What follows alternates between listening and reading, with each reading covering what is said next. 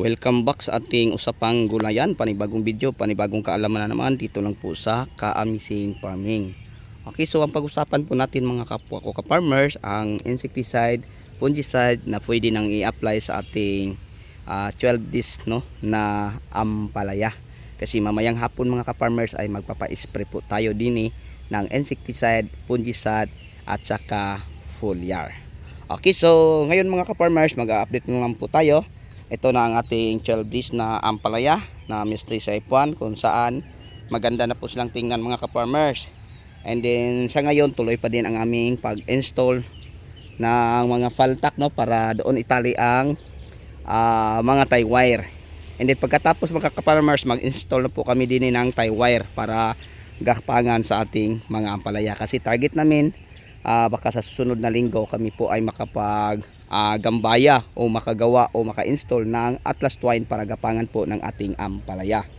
Okay, so ulitin ko from Luzon, Visayas at Mindanao pati sa abroad at ibang bansa, sa lahat kong mga viewers, mga subscriber, commentator, sharer, maraming salamat po at kumusta manggandang umaga. Sana po ang lahat ay nasa mabuting kalagayan.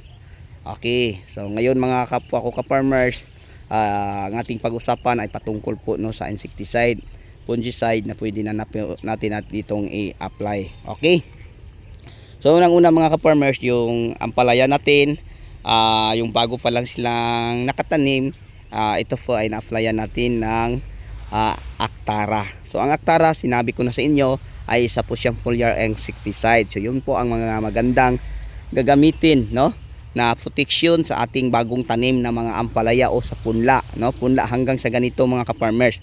So nakapag-apply na po tayo din ng Actara. And then ang Actara, dahil sabi ko foliar insecticide, so ibig sabihin nakapag-apply na tayo ng Actara na may ano na foliar na.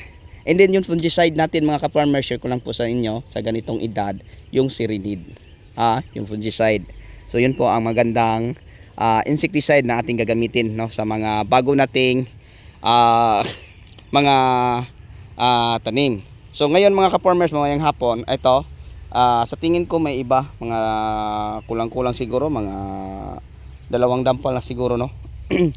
Ang iba mga 1 dampal. So ang bilis lang tumubo mga ka-farmers kasi 2 beses na po tayo din nakapagdilig ng fertilizer. Yan. So 1 dampal kalahati no, maparang ganyan. So may ibang mataas pa dyan. So yan, nakakatuwa na silang tingnan kasi naumpisa na po silang gumagapang. Kaya nga binibilisan namin ang pag ng paltak, baka matapos na kami at lilipat dyan. Baka sa tanghali mga ka-farmers no, o hapon pagkatapos namin magtanglian, makapag-umpisa na kaming mag-install ng tie wire. So yung ganito kaluwang, siguro mga 2 araw namin tapos na ito. And then sa susunod na linggo, ang gagawin namin din ang pag-install ng Atlas twine kasi yun po ang ating ginagamit para gapangan sa ating mga ampalaya.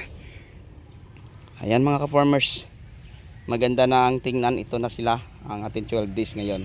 Okay, so mamayang hapon, share ko lang po dito ang insecticide na pwede din yung alika at saka isabay na lang po natin si score. Kung walang alika o walang score, pwede po mga kapwa ko ka-farmers no, si Vinibia or si Fursu. So yung insecticide na yun, pwede sila mga ka-farmers. Okay, pwede ang Bariton, ayun no, Prebaton or Martial. So yung mga ganyan pwede na din mga ka-farmers. Or yung mga ibang produkto no, na pwede din to. Okay, so kung halimbawa ay foliar ka, and then ang ampalaya mo ganito, pwede pa din sa mga flanker no, tintin, pwede pa din po siya.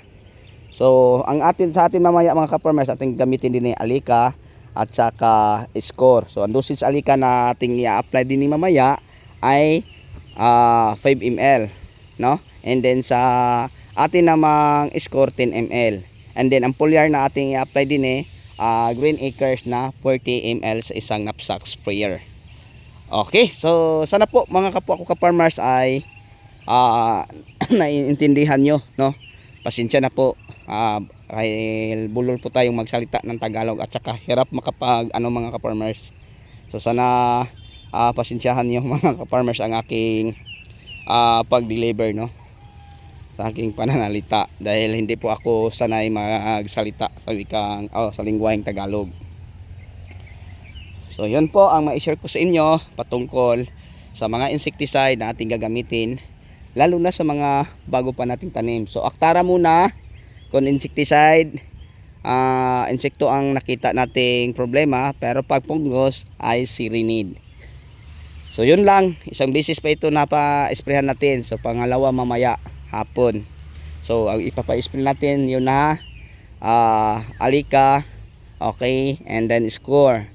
So ang Alika, ang dosage balik ko 5 ml, and then ang Score 10 ml. Ang ating plant care, yun ang ating foliar ay 40 ml.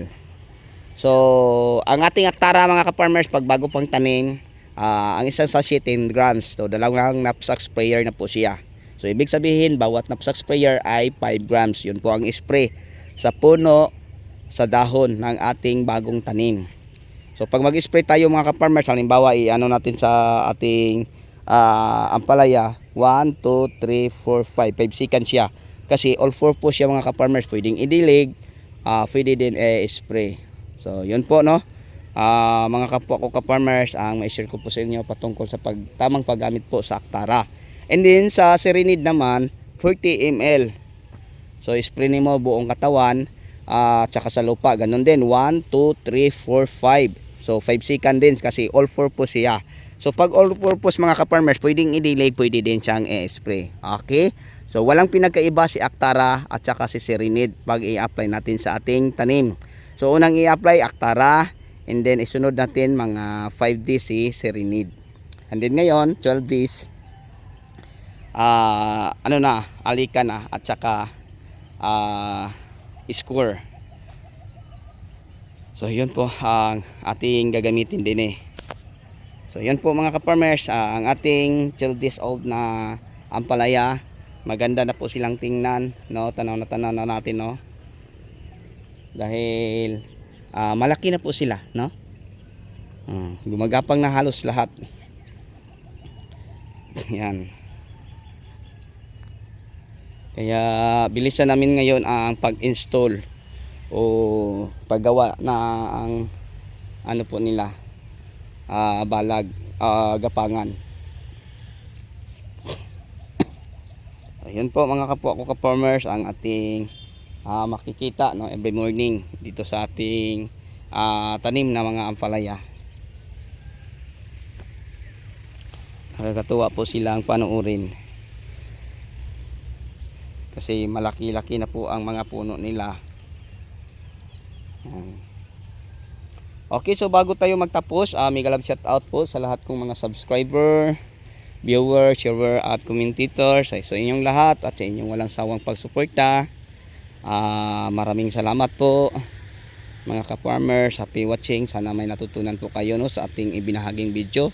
So sa magabaguhan, kung ito'y po nakakatulong sa inyo, hingi naman po ako ng isang favor sa inyo. Pahingi naman ng isang like, comment o paki-subscribe lang po kung pwede. Pwede din kayong maki-join mga ka-farmers, no? Pindutin nyo ang join. So pag kung halimbawa mag-join po kayo mga ka-farmers, may konti kayong babayaran.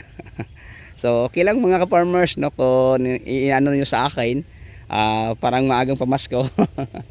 Okay, so yan po, no, mga ka-farmers. Kung pwede kayo mag-join. Kasi pag halimbawa kayo mag-join mga ka-farmers, and then pag may mga tutorial ako kung paano ko ginagawa, mag-notify po si YouTube sa inyo, no, para makita ninyo ang mga video tutorial ko. So ganyan mga kapwa ko ka-farmers, pag halimbawa mag-join kayo. So pag mag-join kayo, ulitin ko, may babayaran kayong konti sa loob ng isang buwan, no? Sa Facebook parang 51 pesos, parang ganun din sa YouTube. Okay, yun lang po siguro mga kapwa ko ka-farmers. Hanggang dito na lang, maraming salamat, bye bye and God bless. God bless po sa inyong lahat mga ka-farmers. Salamat sa inyong pagpanood.